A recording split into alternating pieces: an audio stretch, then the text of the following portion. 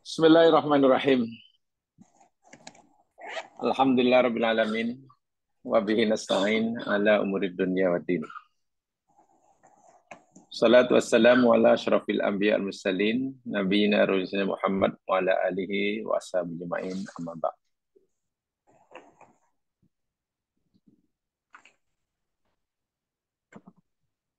Selamat berjumpa kembali setelah kita cuti selama 1 tahun. Mudah-mudahan semuanya sentiasa dirahmati oleh Allah, diberikan kekuatan jasmani dan rohani, dan yang lebih penting daripada itu, agar Allah sentiasa berikan kita kemampuan untuk istiqamah dalam menjalani perintahnya, mematuhi segala peraturannya. Khairul a'mali adwamuha wa in qalla. Baginda Nabi pernah mengingatkan kita, sebaik-baik amalan yang berkekalan, walaupun ianya hanya sedikit. Jadi mudah-mudahan usaha kita yang tidak seberapa ini, yang telah berjalan alhamdulillah beberapa kurang 20 tahun lebih, jamaah dapat meneruskannya sesuai dengan sabda Nabi tadi. Kita pastikan ianya berterusan, berkekalan walaupun sedikit. Amin. Malam hari ini sebagai usrah awal untuk tahun ini, saya ingin menambahkan penjelasan saya tentang hadis ketiga dalam nota yang ada depan jemaah sekalian itu. Nota yang ada di tangan jemaah yang kita pelajari, dalil-dalil daripada as-sunnah tentang tentang azab kubur. Betul ya? Dalil-dalil daripada sunnah Nabi tentang adanya azab kubur. Yang ingin saya jelaskan lebih jauh, yakni hadis yang ketiga. Coba lihat hadis yang ketiga yang telah kita mulakan bacaannya pada tahun lepas. Saya perhatikan hadisnya sebelum kita uraikan, karena paling tidak ada dua perkara penting berkaitan hadis yang ketiga ini untuk kita uraikan. Hadisnya berbunyi daripada Ibnu Abbas radhiyallahu an. Hadis daripada Ibnu Abbas radhiyallahu an. Marron Nabiyyu sallallahu alaihi wasallam bi qabraini. Baginda Nabi sallallahu alaihi wasallam berjalan lalu melewati dua kubur. Bukan dua tanah kubur, dua kubur, tempat dikebumikan orang, ada dua di situ. Faqala, lalu baginda berhenti dan bersabda, innahuma la yu'adzabani wa ma yu'adzabani fi kabirin. Sesungguhnya kedua-dua orang yang ada di dalam kubur ini, yang sudah ditanam ini, keduanya sedang disiksa oleh Allah. Dan ini khusus Nabi diberitahu oleh Allah tentang perkara gaib. Ini tentu pemberitaan Allah kepada Nabi bahwa ada orang yang di dalam kubur yang Nabi lalu itu, dia sedang disiksa. Ini kan perkara gaib. Alam kubur itu kan bukan alam dunia. Alam yang lebih tinggi dimensinya dengan alam kita. Wa ma yu'adzabani fi kabirin. Dan tidaklah keduanya disiksa kerana suatu perkara yang besar menurut mereka. Ada dua pengertiannya. Maknanya pertama, kedua orang yang disiksa ini masa hidupnya melakukan dosa. Yang pemahaman pertama, bukan dosa besar, tapi dosa yang sangat besar. Itu maknanya. Laisa kibarin maknanya bukan dosa besar. Kenapa? Bermakna dosa yang sangat besar. Mana kedua orang ini semasa hidupnya melakukan dosa yang menurut keyakinan mereka bukan dosa besar. Ini lagi bahaya. Dosa yang mereka lakukan semasa hidup itu sebenarnya dosa besar. Tapi mereka mengiranya ia dosa kecil. Itu kan bahaya itu. Ya, karena mereka fikir itu dosa kecil, sehingga tak kisah. Dosa kecil aja. Wahai dosa besar. Sehingga mati, kedua orang ini tidak sempat bertaubat. Akhirnya, belum pun sampai ke alam akhirat, baru berada di alam persinggahan, namanya alam barzakh, ia sudah mendapatkan balasan siksanya. Wa'iyadzubillah. Apakah kedua dosa yang hakikatnya dosa besar, tetapi dua orang ini mengiranya, menganggapnya ia dosa kecil atau bukan dosa besar, sehingga mereka disiksa? Amma ahaduhuma fakana la yastatiru minal bauli.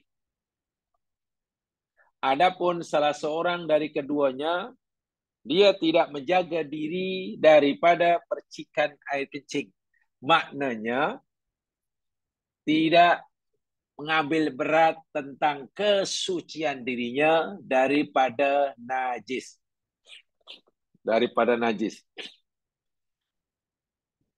Dan najis ini datangnya dari diri sendiri. Minta maaf, air kencing, ya. Buang air kencing, air kecil, buang air besar. Itu kan najis yang datang dari kita sendiri. Bukan datang daripada luar diri.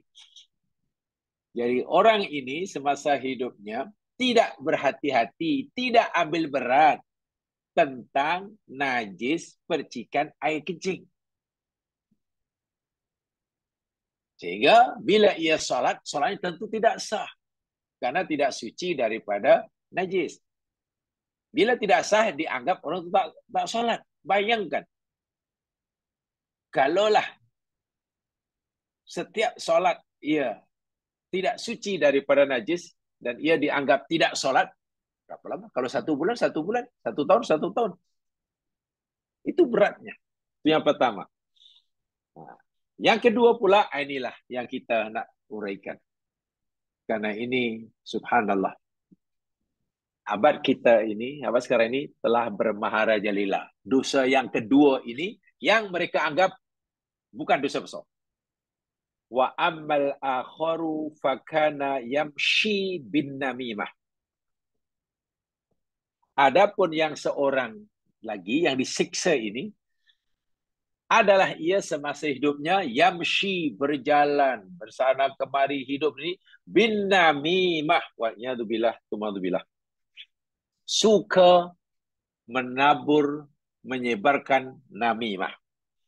Ya, namimah itu nanti saya jelaskan apa maksud namimah. Ini poin pertama yang ingin saya uraikan lebih lanjut. Namimah,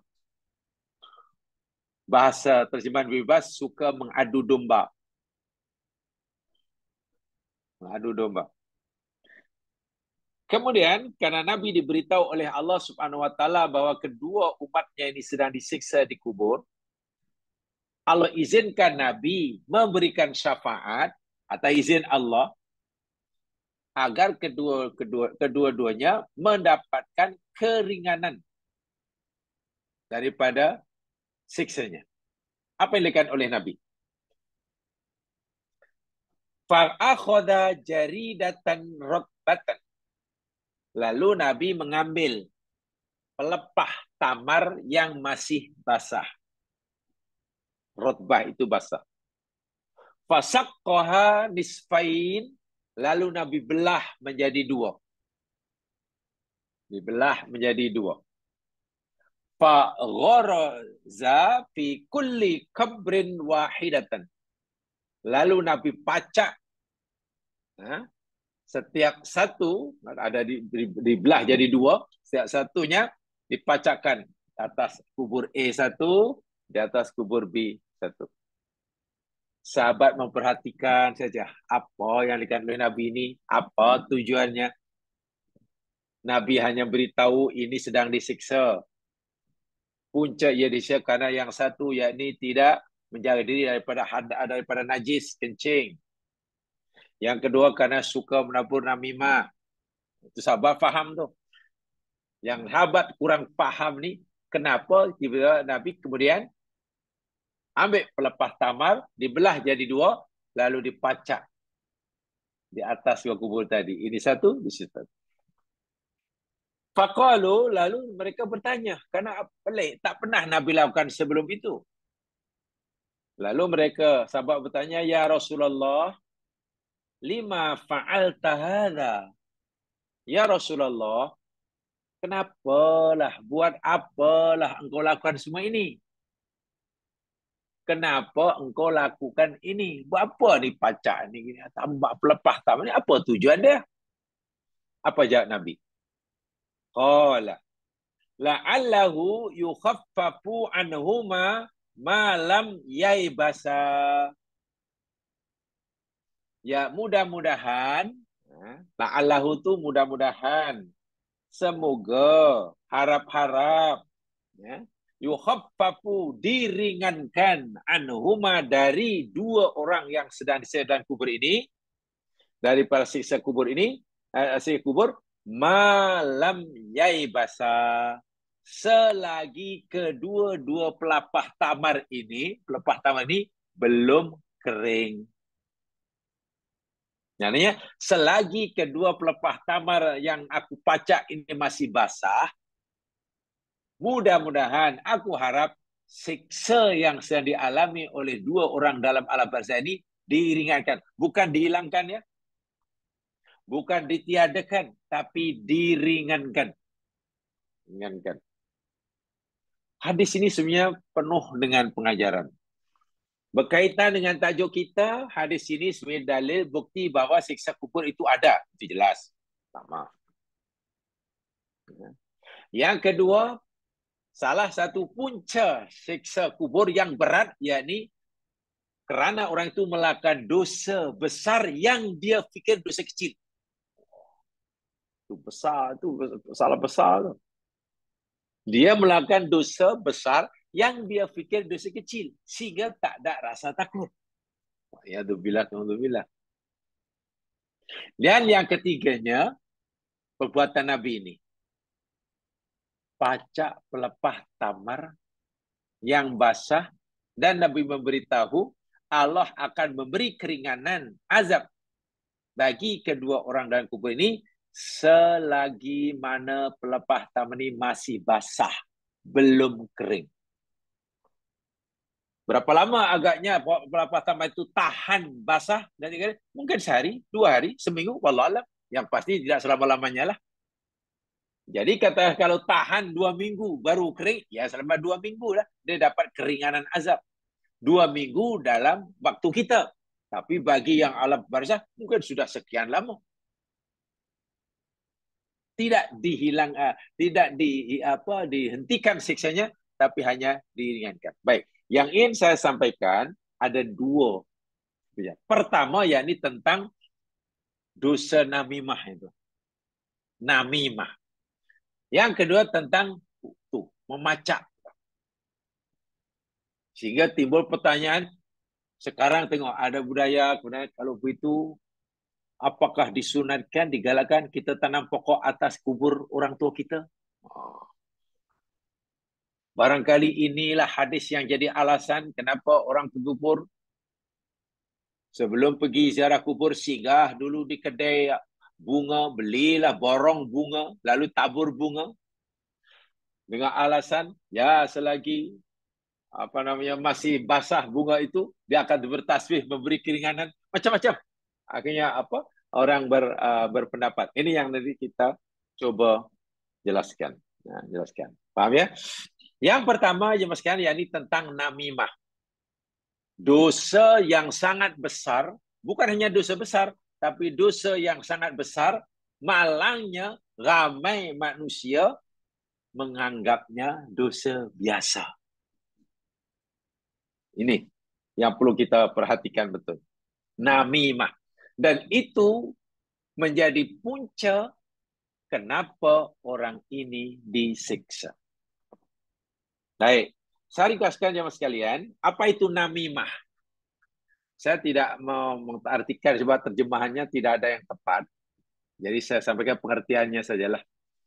Namimah ialah naqlul hadithi min qaumin ila qaumin ala jihatil ifsadi wasyarri.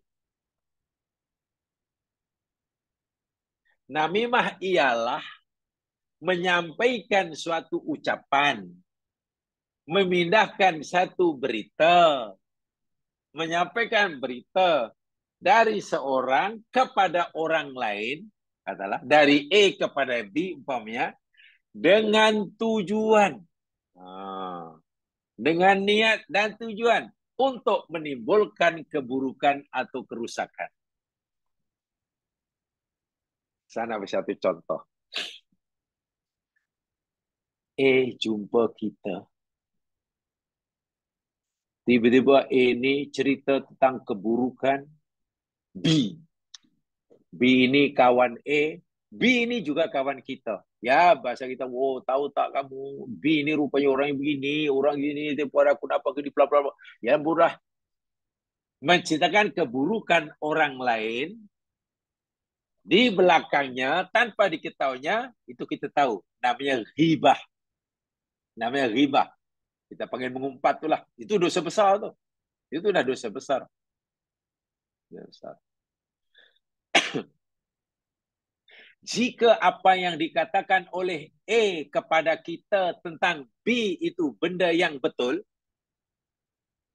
B yakni orangnya seperti mana yang A cakap pada kita, maka A itu jatuh dosa ghibah.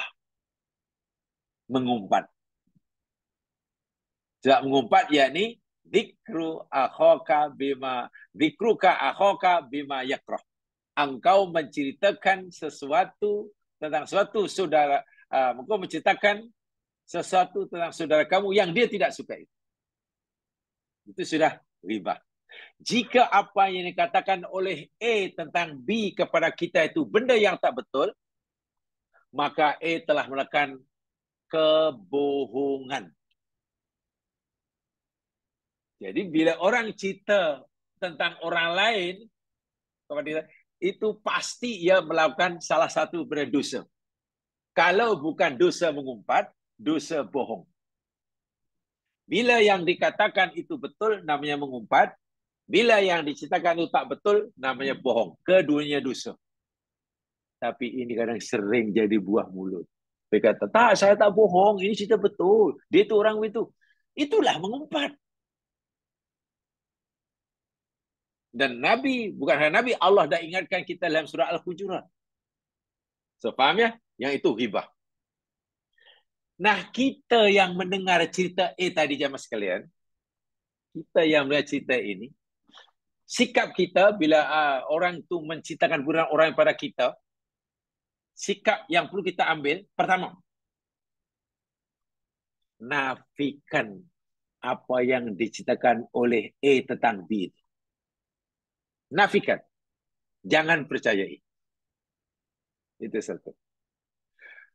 Macam mana kita nak menafikan jika kita sendiri tahu bahawa yang diceritakan oleh A tentang B itu betul? Tak mungkin kan menafikan. Nah, kalau kita tahu itu betul, maknanya itu cerita sebenar tentang B, bagaimana sikap kita kedua? Nasihati A itu. Ingatkan bahwa perbuatan dia menceritakan keburukan saudaranya, walaupun yang itu betul, itu dosa mengumpat. Ceritakan itu. Itu sikap kedua. Kita nasihati. Habis kalau kita tak boleh macam tu, macam mana ni nak sihat ni? Nah, yang ketiga ni. Ini saya rasa lah. Kalau B tahu lah.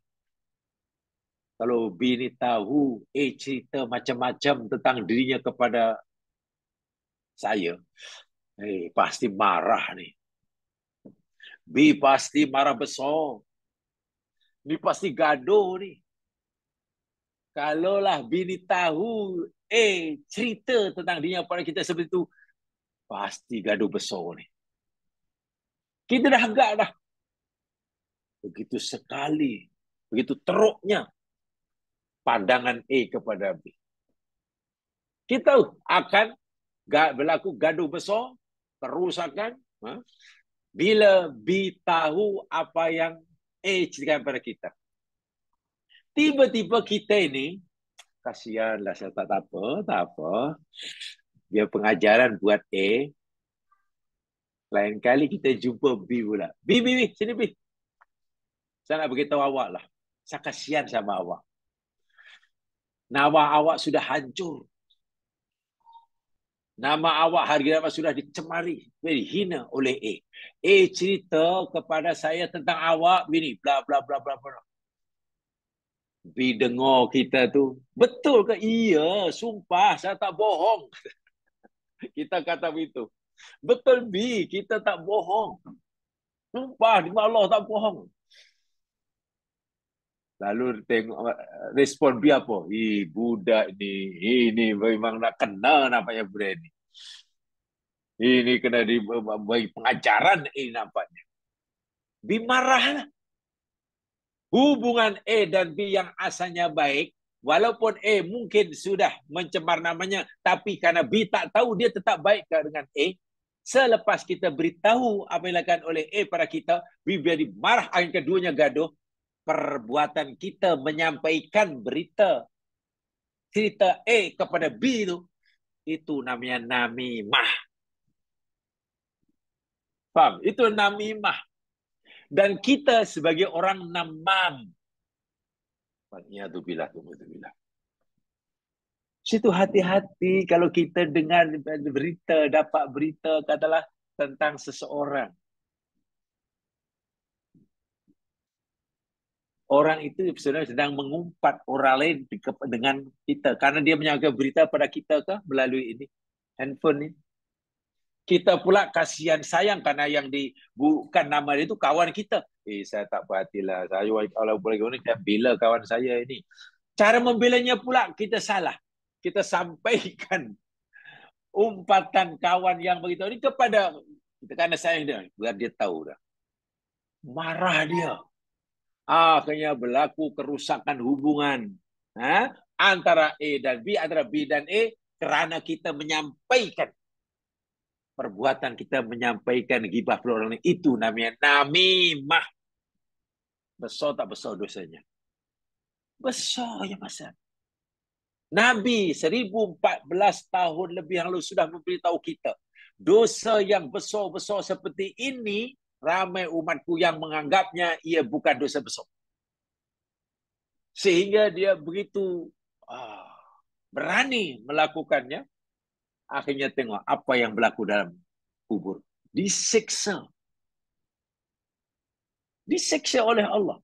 Dan Allah hanya beri keizinan pada Nabi untuk memberikan syafaat bagi meringankan siksanya. Tengok. Meringankan siksanya. Bukan menghapuskannya. Itu pun bukan selama-lamanya. Ada jangka masanya.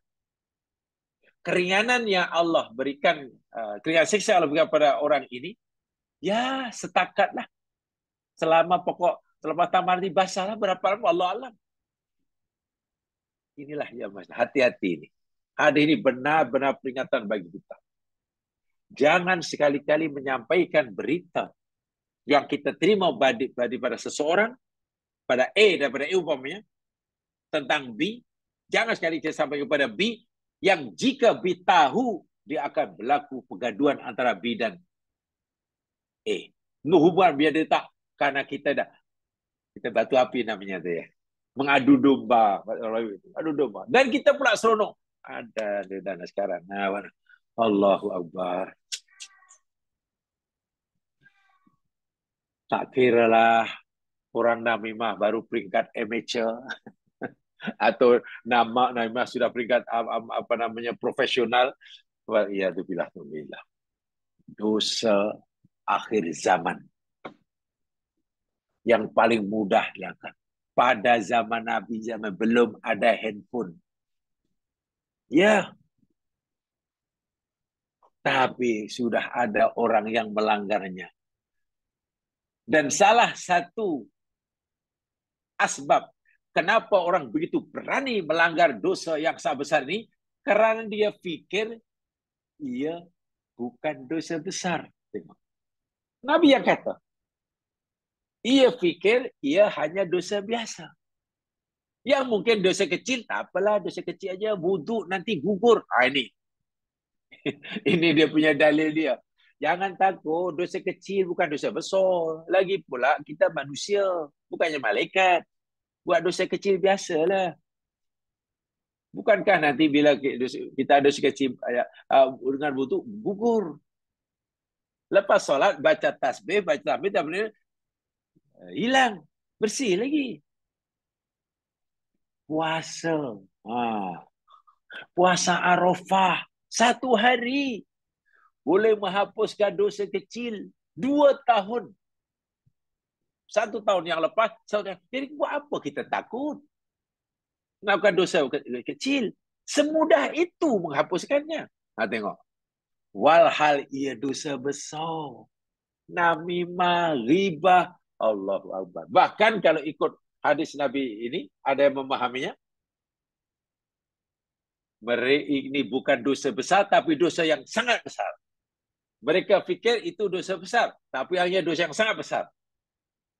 Tapi penafsiran yang lebih tepat, dosa itu dosa yang sangat besar, tapi mereka fikir ia dosa kecil.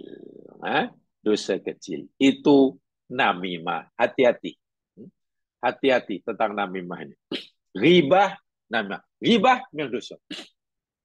Bila ada orang ghibah tentang orang pada kita, pertama, nafikan apa yang disampaikan orang kepada kita. Maksudnya, kita jangan mempercayainya. Kita anggap yang disampaikan itu bohong. Kita jangan, itu baik, itu bohong. Tapi kalau kita sendiri tahu bahwa yang disampaikan itu benar, nasihati dia. Walaupun yang kamu sampaikan itu benar, dan aku pun tahu, tolonglah jangan cerita keburukan orang pada orang lain. Itu namanya mengumpat. Dosa mengumpat itu dosa besar. Macam makan meratah bangkai saudara muslim sendiri. Kamu mau meratah? Nasihati. Kalau tidak mau, sudah kita tutup mulut. Jangan sekali-kali kita sampaikan isi ghibah dia kepada yang jadi bangsa ghibah.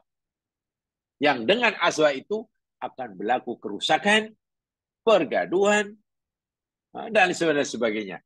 Kalau kita lakukan itu, kita telah melakukan dosa yang sangat besar, namanya namimah. Dan Nabi bersabda dalam hadis yang lain, la yadkhulu jannata namamun, tidak masuk surga orang yang namimah, suka menaburkan namimah. Namimah, yakni itulah. Dan Al-Quran ada jamaah sekalian, namimah ini merupakan sifat yang sangat keji.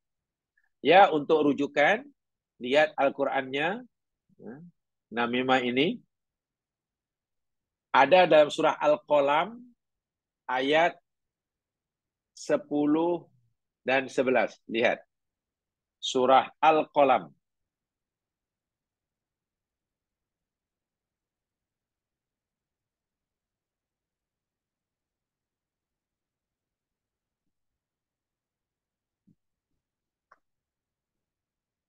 Surah Al-Qalam ayat 10 dan 11.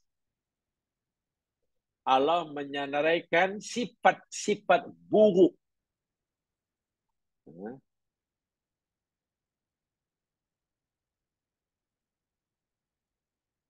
bagi orang kafir yang jadi musuh utama Rasul Shallallahu Alaihi Wasallam.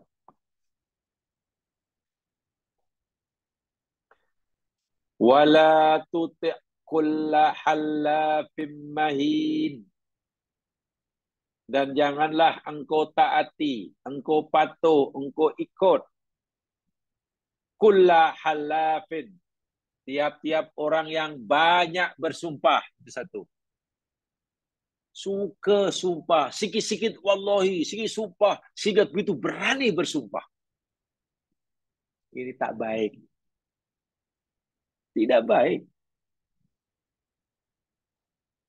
Bahkan dalam agama, walaupun sumpah ini ada peraturan dan dibenarkan dalam keadaan tertentu. Ya, mungkin ketika seseorang katalah dituduh mencuri umpamanya. Dan orang menuduh itu mengumpulkan bukti. Jika kita mau menyangkal, menafi bukti kesahihan tuduhannya, ya kita diberikan bersumpah untuk menafikan tuduhan itu. Jadi, sumpah ini dibuka dalam Islam jadi dalam kes antara kita dengan orang lain. Bukan sikit-sikit sumpah. Sikit sumpah yang tak lebih malang sekali zaman sekarang. Akhir zaman ini pelik. Dalam agama, al-bayyinatu 'alal mudda'i wal yaminu 'alal mudda'alah. Bila dalam kes tuduh menuduh, katakanlah A tuduh B mencuri umpamanya. Bila A menuduh B mencuri, kewajiban yang perlu dilakukan oleh A yang diwajibkan oleh agama, dia mesti wajib mendatangkan bukti-bukti dan saksi-saksi. Ya. A tuduh B melakukan zina umpamanya, wajib hukumnya. A menunjukkan bukti-bukti dan saksi-saksi. Bila gagal, dia kena qadhaf. Betul? Bila A telah menunjukkan bukti-bukti umpamanya dan B yang dituduh menafikan, ingin menafikan, diwajibkan bersumpah. Jadi sumpah itu diwajibkan oleh agama kepada yang kena tuduh. Sekarang pelik. A tuduh B katalah mencuri. Bukti tak ada tapi bersumpah. Saya rela bersumpah dengan nama Allah sampai dia angkat 5 naskah Al-Quran di atas kepala dia. Saya bersuara, saya rela dilanda Allah jika tuduhan saya bohong. Apakah benda macam ni? Orang yang menuduh ini tidak wajib. Sunnah pun tidak. Bersumpah tak wajib. Yang wajib mendatangkan saksi dan bukti. Dengan kalaulah orang yang menuduh itu diwajibkan bersumpah bagi membenarkan tuduhannya.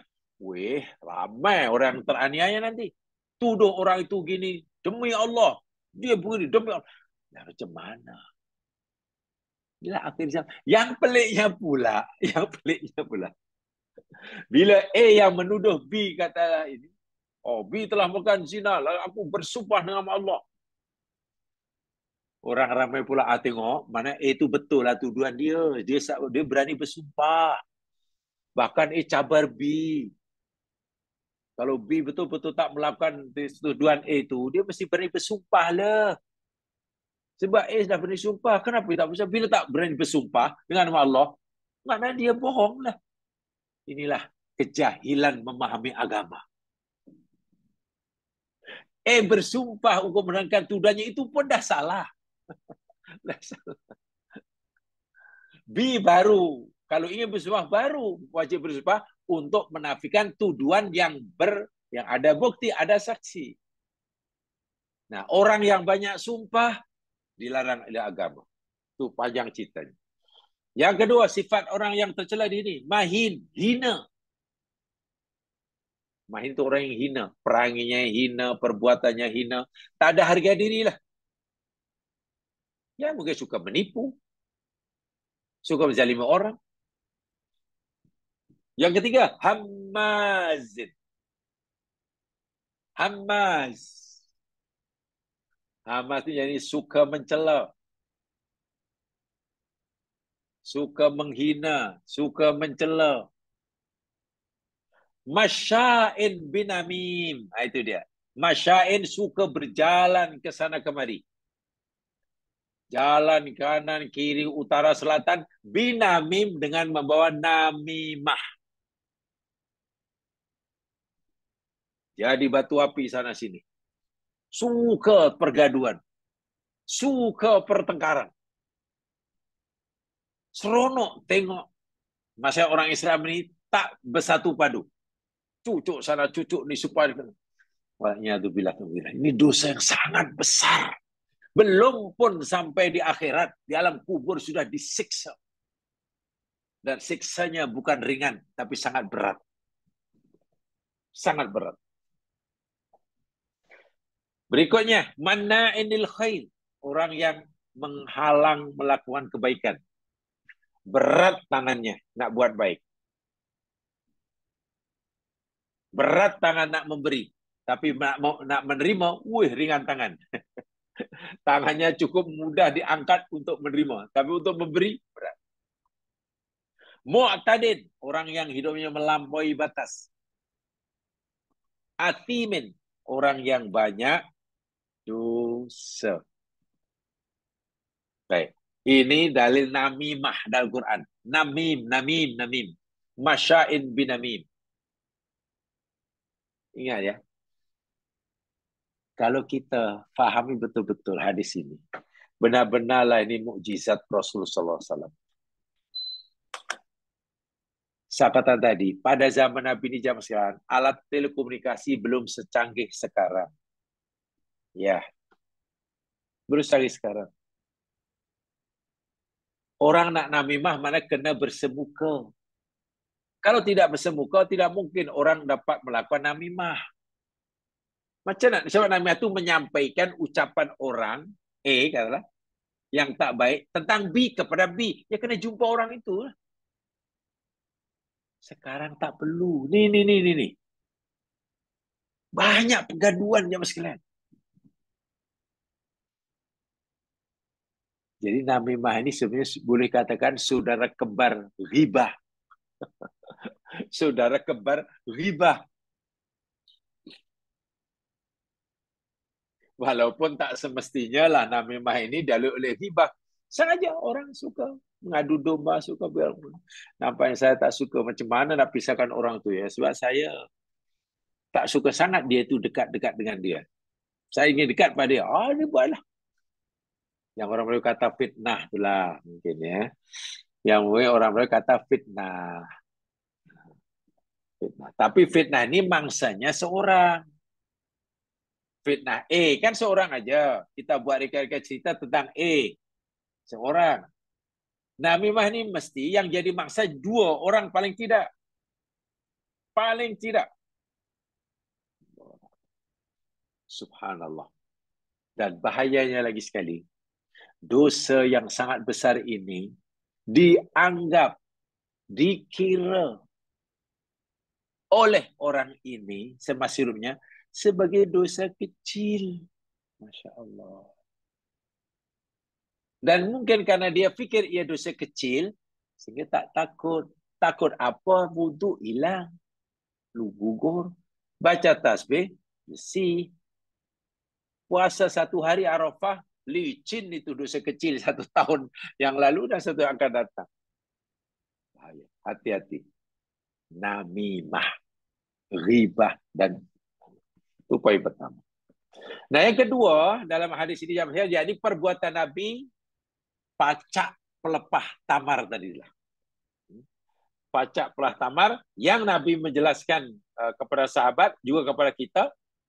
Nabi berharap karena diberitahu oleh Allah orang ini disisa dan Allah izinkan Nabi memberi syafaat bagi keduanya untuk mendapatkan kiraan azab dan Allah kabulkan. Tapi ingat, bukan dihilangkan azabnya, tapi hanya diringankan. Bukan selama-lamanya, tapi hanya selama pelepah tamar masih basah. Baik. Lalu apa pengajaran daripada tentang pelepah tamar ini? Jamaah sekalian, saya ingin bacakan pendapat daripada ulama dahulu ya. Sebelum nanti kita kaitkan apa yang dilakukan oleh orang sekarang. Saya bacakan dahulu. اختلف العلماء فيما يتعلق بالمعنى المراد في فعل جريدتين اختلافا واسعا. Ulama berbeza pendapat dalam perbezaan yang sangat banyak tentang masalah yang berkaitan dengan apa tujuan Nabi meletakkan pelepah tamar yang basah atas kubur. Ulama mempunyai pemahaman yang bermacam-macam. Yang bermacam-macam. Walaupun dalam hadis itu yang disepakati, kata Ibnu Hajar, bahwasanya ia sebagai semacam apa ya? Apa dipanggil itu? Stopwatch lah, semacam stopwatch, macam jam pasir orang dahulu panggil. Ya, jangka masa disekan stopwatch. Oh, orang ni mulai hari ini, saat ini azabnya diringankan. Ini besok, bila tamat tempoh azab itu diringankan hingga disiksa berat balik, selagi pelepah tamar masih basah. Itu disepakati. Itu disepakati. Tetapi di sini ya mas sekalian, beberapa pendapat yang diberikan. Qala Al-Qurtubi. Kata Imam Al-Qurtubi, innahu syafa'alahuma hadil muddah kama sahabihi fil hadis Jabir. Imam Al-Qurtubi pertama memahami apa yang tersurat. Bahwasanya Nabi SAW diizin oleh Allah untuk memberi syafaat kepada dua orang yang disiksa di alam barzah. Syafaat itu berupa keringanan azab mereka berdua dalam jangka masa tertentu. Yakni selagi pelepah tamar belum kering. Okay. Kata Imam Al-Khattabi, mahmulun ala anahu da'alahuma bitafi mudata baqain nadawa la anna fil jaridi ma'nan khusuhu. Nah, ini lebih dalam sikit. Perbuatan Nabi ini memberitahu kita bahwasanya doa Nabi dikabulkan oleh Allah. Doa Nabi yang memohonkan keringanan kepada sisa kepada Allah bagi dua orang ini Allah kabulkan. Selagi pelepah tamar itu masih basah. Tapi ini tidak bermakna ada keistimewaan pada pelepah tamar. Bukan bermakna pelepah tamar itu ada keistimewaannya yang tersendiri. Ya mungkin karena waktu itu yang ada pelepah tamar, pokok tamar yang dibelah oleh Nabi. Kalau masa itu katalah yang ada kata pokok pisang, mungkin pokok pisang yang dibelah oleh Nabi. Itu maksud Al-Khattabi. Jadi dibelahnya pelepah tamar bukan karena ia mempunyai makna tersendiri, keistimewaan yang tersendiri, bukan. Hanya karena yang ada waktu itu pelepah tamar. Tamar. Itu kata Imam Khattabi. Ini penting karena nanti ada pemahaman yang berbeda daripada itu. Inama nafi aisbah madama rudban. Kemudian ada yang memahami lebih jauh lagi. Ini pemahaman ya. Sampai pemahaman dahulu. Lalu ada yang memahami, oh orang itu siksanya diringankan. Ya. Selagi pelepah tamar itu basah, kerana pelepah tamar yang masih basah itu akan terus istighfar, mohonkan ampun buat orang itu. Jadi berkat tasbih pelepah tamar itulah Dengan keberkatan tasbih pelepah tamar yang masih basah itulah siksa kedua orang di alam barzah ini diringankan. Diringankan. Bermakna apa saja benda yang basah yang letak di atas kubur, ia akan memberikan kesan keringanan kepada siksa yang ada dalam kubur selagi ia masih basah. Alasannya karena ia bertasbih. Ingat ya, ini hanya pendapat ya. Ini pendapat. Walaupun pendapat ini sebenarnya tidak kuat pun. Tidak kuat karena dia kata selagi ia masih basah akan bertasbih. Dan dengan keberkatan tasbihnya, siksa orang itu diringankan. Kan begitu kan? Sangat lemah. Lemah karena dia fikir benda itu bertasbih apabila ia masih basah. Sedangkan bila dah kering, tak bertasbih. Kan begitu kan? Menurut pendapat inilah. Allah ampunkan, itu keberkatan yang basah karena ia bertasbih itulah. Sebab itu selagi ia basah. Maknanya kalau dah kering, dah berhenti bertasbih lah. Bila berhenti tasbih, maknanya keringanan azab dah berhenti lah. Pendapat ini jamaah sekalian tidak betul. Tidak betul. Kenapa tidak betul? Karena kalau pemahaman bahawa pelepah tamar itu bertasbih mohon ampun selagi basah dan bila kering ia berhenti bertasbih, ya ini bercanggahlah dengan ayat Quran. Bercanggah dengan ayat Quran. Lihat surah Al-Isra ayat 44. Coba. Al-Isra 44.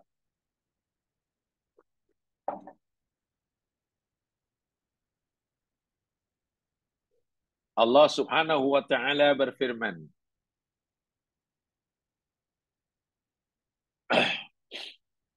Jadi saya ulangi, bila ada orang berpendapat bahawa kenapa Nabi pacakkan pelepah tamar dalam hadis tadi, Allah akan ringankan azabnya selagi ia masih basah. Itu jelas tuh. Tapi malahnya ada yang memahami lebih jauh daripada itu. Pemanya ini, macam mana orang itu diringankan azabnya? Ya, selagi pokok tamar itu masih basah, maknanya ia bertasbih kepada Allah Subhanahu wa taala. Berkat tasbihnya pelepah tamar itulah azabnya ringan. Selagi basah, maknanya bila dah kering, dah tak bertasbih lagi, tak istighfar lagi. Kan begitu kan? Nah, pendapat seperti ini tak betul. Tak betul kerana dia fikir benda yang bertasbih itu hanya yang basah. Kalau pokok-pokok yang basah, bila dah kering berhenti bertasbih, kan begitu kan?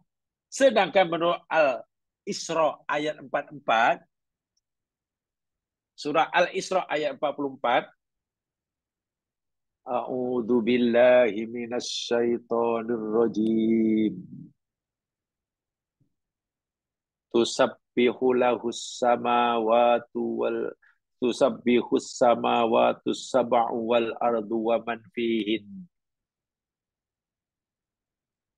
Sentiasalah bertasbih bagi Allah 7 lapis langit atau langit yang 7 dan bumi dan makhluk yang ada di keduanya. 7 lapis langit dan bumi dan penghuninya semuanya bertasbih. Bila man itu merujuk pada yang berakal. Macam rurat yang tidak berakal. Wa im min syai'in illa yusabbihu bihamdi. Dan tiada sesuatu pun di alam semesta ini. Hidup ke, yang mati, yang kering ke, yang basah ke, yang bernyawa ke, kata kita yang tak bernyawa, yang berat, tak bergerak. Illa, melainkan yusabbihu, sentiasa bertasbih bihamdihi, dengan memujinya. Walakin la tafqahuna tasbihahum, tetapi kamu tidak dapat memahami tasbih mereka. Tengok, ini Quran yang kata. Quran kata tidak ada yang benda di alam semesta ini, ke batu ke, kerikil ke, pasir ke, debu ke, pokok ke, rumput basah ke, rumput kering ke, pokok dah reput tumbang ke, bahkan setiap sel dalam tubuh kita, menurut ayat ini, semuanya bertasbih. Jadi Pak pendapat yang mengatakan dia pokok taman ini bertasbih selagi basah, minta ampun, kalau kering berhenti, ya bercanggahlah dengan ayat ini. Paham ya maksudnya? Paham maksudnya? Jadi memahami hikmahnya, rasanya, macam mana orang itu diringankan selagi masih basah, ya kerana bila basah, ia bertasbih. Dengan bertasbihnya, ia memberi manfaat pada si mati. Pemahaman yang seperti itulah yang tidak betul. Nabi hanya memberitahu bahwasanya penghuni alam kubur itu seksanya diringankan. Tapi tidaklah lama. Hanya selama pokok tamar itu basah. Itu saja. Sudah. Kita terima itu saja. Jangan dicari-cari. Tapi kenapa mesti selagi basah ya? Kalau udah kering dah berhenti. Nabi tidak cerita dia bila basah bertasbih, bila kering tak bersabih. Bukan begitu. Itu hanya sebagai macam stopwatch. Jam pasir kalau di kampung saya dipanggil. Dulu kan jam pasir. Ya kenapa macam itu aja lah. Jangka masa yang ditetapkan. Yang ditetapkan oleh Allah Subhanahu Wa Taala melalui Nabi Sallallahu Alaihi Wasallam. Imam At-Tibi umpamanya, al-hikmah fi kauni mamadamati rabatani tamna'il adab yaitu antakuna ghairu ma'lumah lana ka'ada di zabaniyah. Nah, ini menarik. Kata Imam At-Tibi, ada baca At-Tibi, hikmah. Kenapa Nabi kata selagi kedua-duanya masih basah, boleh menghalang siksa kubur yang dialami oleh kedua orang tadi. Antakuna ghairu ma'lumah lana.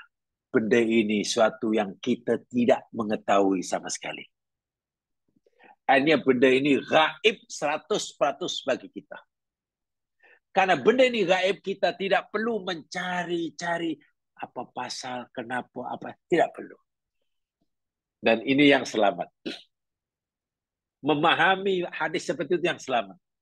Karena benda itu benda gaib. Dan kita tidak tahu benda gaib kecuali bila Allah beritahu kita. Kenapa kita cuba nak mencari-cari? Mungkinkah manusia dapat mengetahui benda gaib yang Allah tak beritahukan kepada kita? Tidak mungkin. Ya, paling-paling hanya meneka lah, agak-agak. Faham ya? Jadi tak perlu. Sudah yakin aja bahawa orang itu dengan siksanya, tapi tidak kekal. Masanya hanya selama perapatan masih hidup. Itu saja. Tak lebih daripada itu. Tapi ada juga pendapat yang macam-macam. Kan saya kata ini pendapat berbeza-beza. Imam At-Tartusi.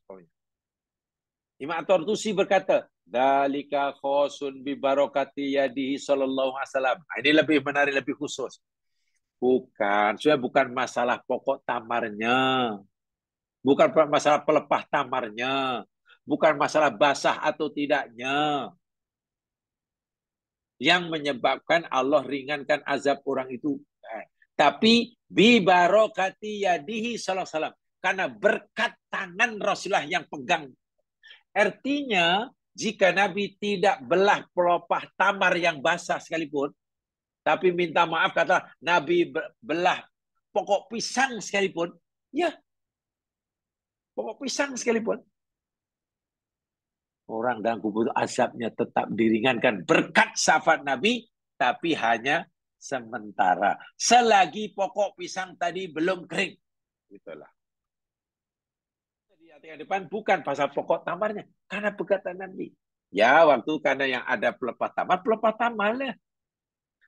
Jadi sini bukan karena tasbih pelepah tamarnya lah, bukan karena dia bila basah bertasbih, bila kering tak bertasbih, bukan.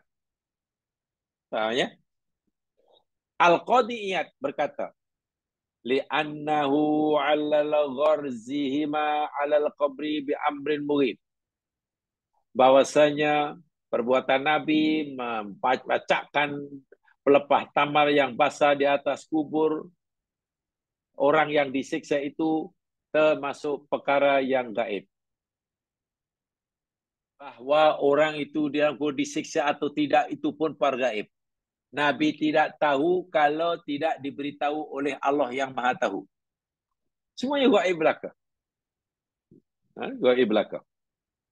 La yalzimu man kauna na'lam ayu adab amla. Bermakna bagi kita tidak dapat mengetahui sama ada orang yang dalam kubur ini disiksa atau tidak. Sama ada orang dalam kubur ini sedang dirahmati atau sebaliknya. Tak tahu. Allah nad'u lahu birrahmah. Coba. Kalaulah kita, katalah, mohon rahmat kepada Allah. Agar Allah limpahkan rahmatnya pada orang yang dalam kubur ini, kata Allahumarhamhu. Allahumarhamhu. Allahumarhamhu. Apakah kerana kita memohonkan rahmat kepada Allah bagi orang yang dalam kubur itu, bermakna kita yakin orang yang dalam kubur itu sedang dilaknat oleh Allah? Tidak kan? Tak tahu. Saya ulangi. Adakah ketika kita mohon rahmat pada Allah kepada ahli kubur, ini karena kita tahu yang dia sedang dilaknat? Kan tidak. Karena dilaknat atau tidak itu perkara gaib. Beza dengan Nabi. Nabi bacakan pokok tamar dan mohon keringanan itu karena Nabi diberitahu yang dia sedang disiksa. Itu khususiah bagi Nabi. Itu khususiah bagi Nabi. Ya. Itu Abu Bakar tak pernah melakukan selepas itu. Selepas baginda wafat, tidak ada seorang pun sahabat Nabi yang melakukannya. Datang ke kubur, nampak ini rasa-rasa ni orang ni kena siksa ni. Tak apalah aku baca. Abu Bakar tak pernah lakukan, Umar tak pernah lakukan, tak ada seorang sahabat. Kan ini kaitannya perkara yang gaib. Dan Nabi pun lakukan hanya sekali itu saja sepanjang hayatnya. Pertanyaan saya, mungkinkah orang-orang Islam yang mati pada zaman Nabi, ketika Nabi masih hidup, hanya 2 orang itu saja yang sedang disiksa di alam barzah?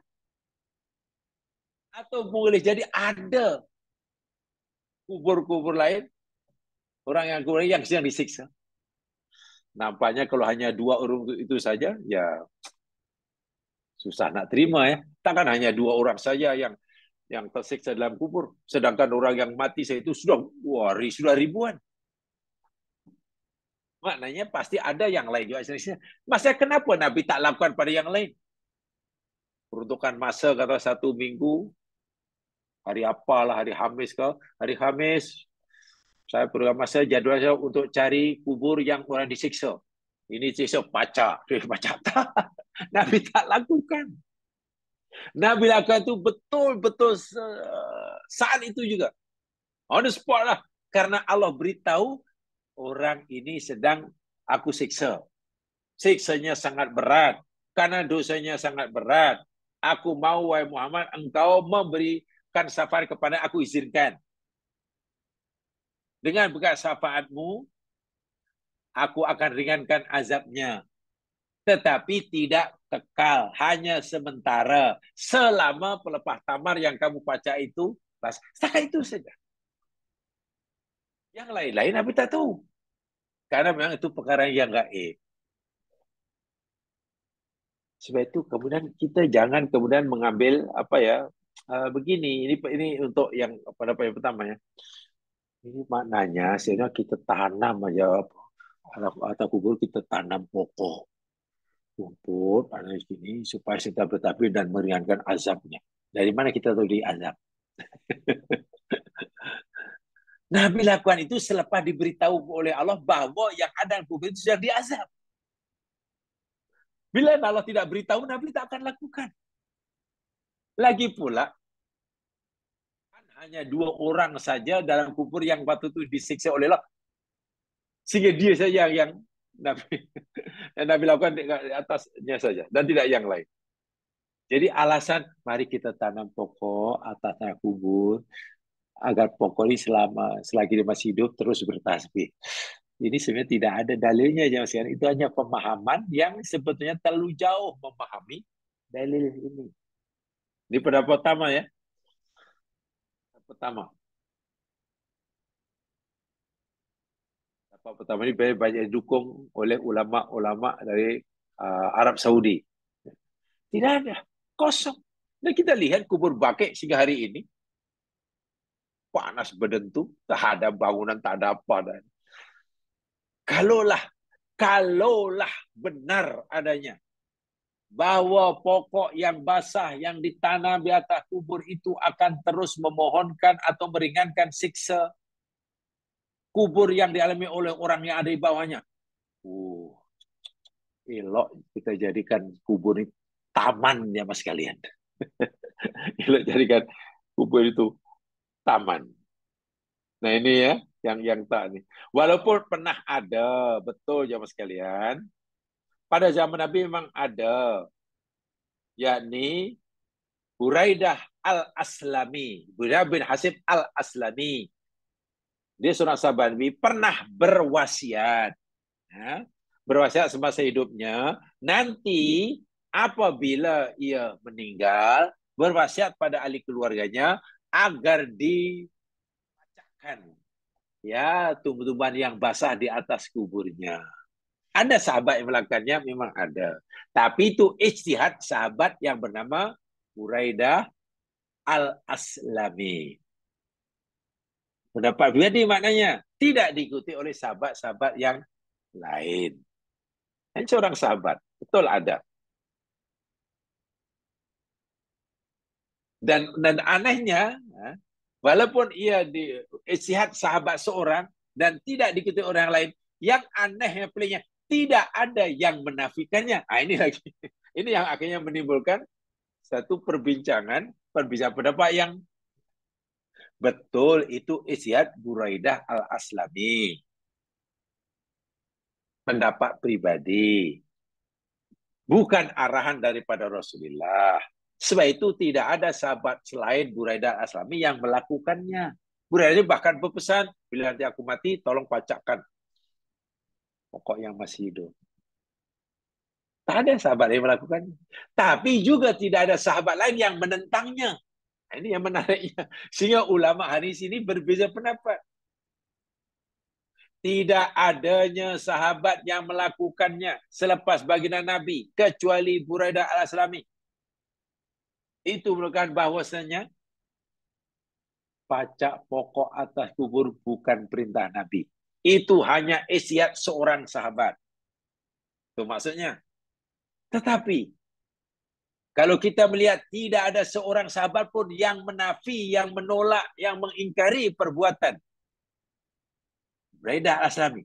Menunjukkan perbuatan itu boleh. Kalau itu boleh. Memang bukan perintah Nabi. Sebab itu tak ada sahabat yang melakukannya. Kecuali Buraidah atau istrinya. Tapi tak ada juga sahabat yang mengingkarinya. Maknanya harus. Nah, akhirnya kesimpulan terakhir yang kita pikir bijak daripada banyak ini jemaah sekalian disimpulkan begini ya. Dosa yang dianggap apa namanya bijak lah. Bijak atau ya apa ya mengambil kira semua pendapat,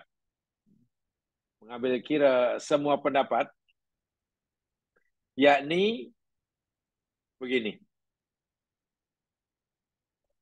Sebab ada perbezaan ketara lah ya sekalian, antara fatwa yang dikeluarkan oleh Majelis Fatwa Al-Azhar University Mesir dengan fatwa yang diberikan oleh Majelis Fatwa Arab Saudi. Banyak perbezaannya. Sedangkan di sekarang ini, kan, ya boleh dikatakan rujukan hukum agama dunia ini, ya kalau bukan Mesir, Arab Saudi. Apalagi Mesir Al-Azhar sudah 1000 tahun lebih umurnya. Ulama-ulama besar. Tapi pada memang selalu ada banyak yang perbezaannya. Contohnya begini ya. Contohnya begini. Aktaru min kisati waradan fi wat ijarin al-qabri wal masyuyati fariqan. Kisah tentang Nabi memacakkan pelepah tamar yang basah atas kubur, ulama dalam hal ini tentang disyariatkan atau tidak terbagi menjadi dua golongan, dua pendapat. Fariqun yaqulu innahu khasun bin Nabi sallallahu alaihi wasallam mas'u'an li ghadihi. Pendapat pertama mengatakan itu adalah khususiah bagi Nabi. Khusus bagi Nabi. Bagi umat Nabi tak ada kena mengena. Tak boleh. Itu khusus bagi Nabi. Itu pendapat pertama. Jadi di Arab Saudi lebih kepada yang pertama ini. Yang kedua. Apa kedua? Innahu amal likul muslim. Tak, itu umum bagi semua muslim boleh. Siapa yang orang muslim boleh melakukannya? Itu bukan hanya khusus bagi Nabi. Tak ada penjelasan yang mengatakan itu khususiah bagi Nabi. Bermakna semua orang muslim boleh lakukannya. Pendapat yang pertama kata, kalau itu bukan khusus bagi Nabi, kenapa tidak ada orang yang melakukan sampai mereka selepas Nabi? Bukan itu bukti bahwa itu khusus bagi Nabi. Kalaupun ada hanya seorang namanya Raidah Al-Aslami. Itu isian dia. Isian dia. Maknanya bukan. Mana itu khusus Nabi. Pendapat kedua yang mengatakan, ya betul, tak ada sahabat melakukannya, bukan bermakna mereka tak boleh melakukannya. Buktinya ketika ada sahabat melakukannya, tak ada seorang sahabat pun yang mengingkarinya. Ini satu perbincangan yang luar biasa di antara ulama mereka. Memang biasalah dalam fikih pasti ada khilaf. Percayalah. Dalam pelajaran fikih, pemahaman agama itu pasti ada perbedaan pendapat. Hampir dapat dipastikan. Dan perbezaannya bukan satu dua. Ya sangat banyak. Imam Al-Khattabi contohnya dalam Sarah Sunan Abu Daud dia kata yastankiru wa al-jaridi alal qabri li Nabi sallallahu alaihi wasallam. Tengok. Mesti diingkari, mesti ditolak, tak boleh diakui perbuatan memacakkan benda yang hidup, pokok yang hidup di atas kubur selain yang dilakukan oleh Nabi. Jelas sekali itu. Tak boleh. Sebab itu khususnya bagi Nabi sallallahu alaihi wasallam. Lalu ada yang ambil jalan tengah jam sekarang. Jalan tengahnya begini. Antara yang mengharuskan dengan yang membenarkan, Apakah ini bermakna kita tidak boleh menanam pokok secara mutlak di atas tanah perkuburan? Kalau itu masalahnya, begini penjelasannya. Menanam pokok di atas kubur itu bergantung kepada niatnya. Itu. Jika niatnya untuk memberikan teduhan orang yang pergi kubur, niatnya supaya pokok itu besar dan berteduh. Itu boleh. Bahkan itu berpahala. Pokok ya, bukan buat bangunan ya. Tanam pokok hingga redup begitu. Jadi bila nanti orang pergi tak kubur, apa nama ada orang kubur itu, bolehlah berteduh di bawahnya. Itu harus bahkan dapat pahala. Kalau itu niatnya. Tapi bukan tentu bukan di atas kubur orang lah masanya. Yang kedua, dengan syarat pokok yang ditanam yang di suatu hari akan membesar itu tidaklah mengganggu jenazah yang ada dalam kubur. Maksudnya apa? Bila pok misalnya gantikan akar-akarnya memanjang, akar tunjangnya ke bawah. Mungkin sekarang sangat kuat hingga sampai ke liang lahat yang di situ pernah ditanam orang. Nah, itu tak boleh lah. Haram itu. Kalau ketanam pokok hingga menyakiti orang dalam kubur, walaupun mungkin sudah jadi tulang, itu hukumnya haram. Paham ya? Hanya itu. Yang kedua, jika niat tanam pokok tadi di atas kubur, niatnya apa?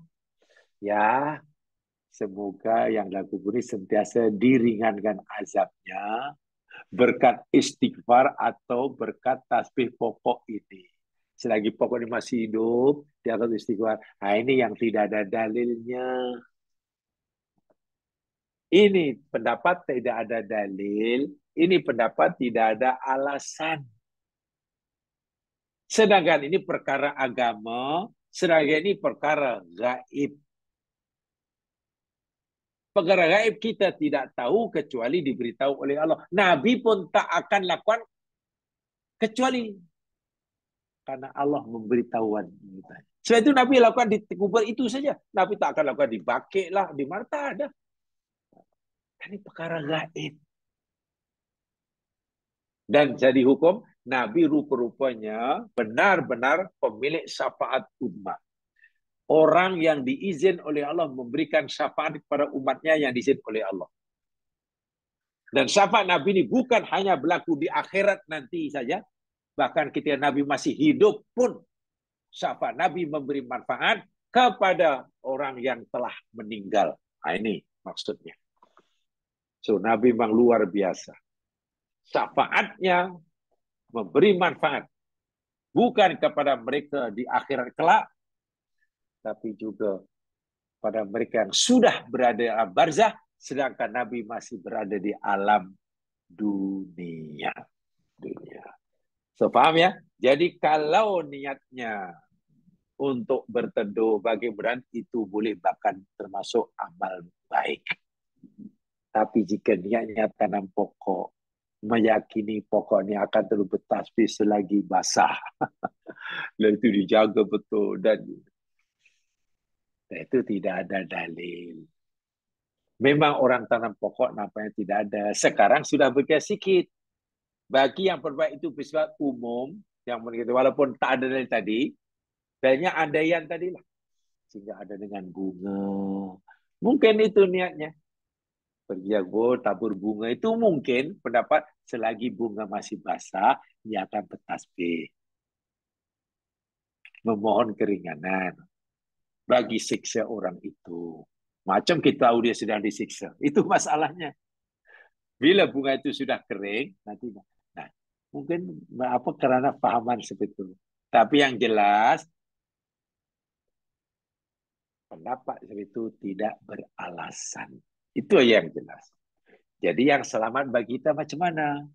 Yang selamat bagi kita yakni ziarah kubur, tengok kubur, berdoa untuk mereka. Tanpa melakukan apa-apa, tanpa pacak itu. Pacak ini kerana memang tidak perintah dari agama. Sebab kalau kita pacak dan kita punya keyakinan, ia akan memberi keringanan kepada azab yang ada di kubur selagi hidup. Wah, itu berat sekali. Sebab itu sudah melibatkan agama, termasuk perkara gaib pula. Perlu dalil. Nah, itu masalahnya. Sedangkan hadis Nabi tadi tidak memberi maksud seperti itu. Seperti itu. So, paham ya?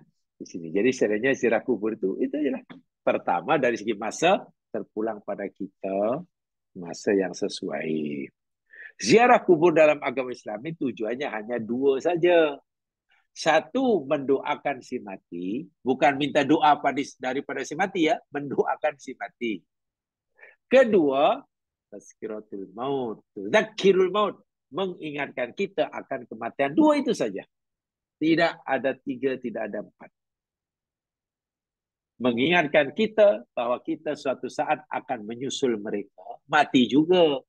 Hari ini kita mungkin yang ikut memikul keranda apakah anda ya ke anda kubur? Esok lusa mungkin kita pula yang dipikul. Begitu kata orang Arab. Hari ini kamu memikul kerenda kawan kamu. Minggu depan mungkin kamu pula yang kena pikul. Itu peringatan itu. Jadi kalau ingat mati ya insya Allah hidup ini ada break dia lah. Bukan nasi tekan minyak terus laju, break pun tak ada. Jadi ada break.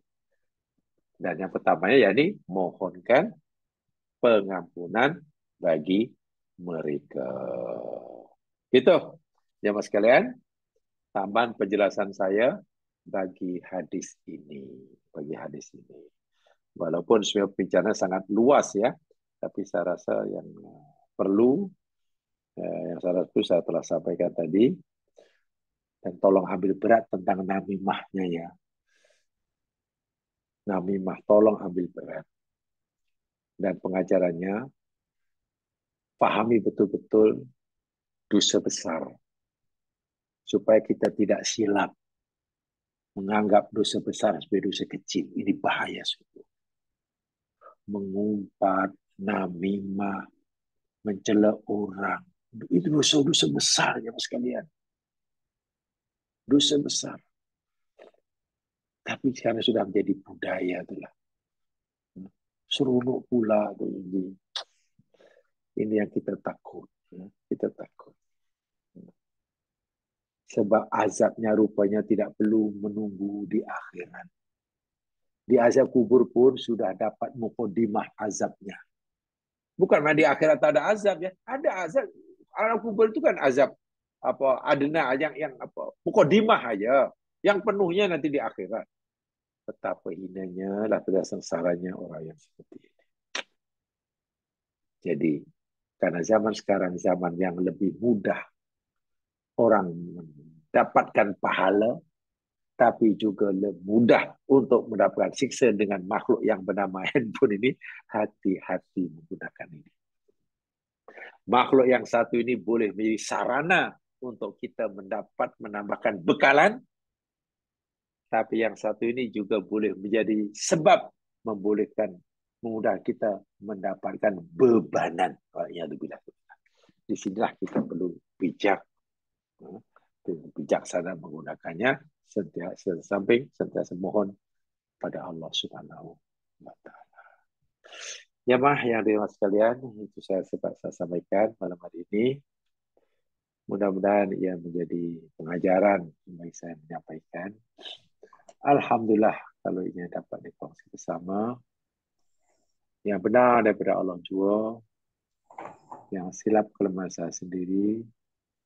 Mudah-mudahan Allah sentiasa mau ampunkan kesalahan kita dan membimbing kita ke jalan yang diridhoinya. Mari itu dengan bacaan Tasyarah dan surah wal asri. Subhanakallahumma wa bihamdika asyhadu an la ilaha illa anta astaghfiruka wa atubu ilaik. A'udzu billahi minasyaitonir rajim. Wal 'ashr. Innal insana lafi khusr. Illa alladziina aamanu wa 'amilus shalihaat wa tawashaw bil haqq wa tawashaw bis sabr. Assalamualaikum warahmatullahi wabarakatuh. Waalaikumsalam warahmatullahi wabarakatuh. Terima kasih Ustaz.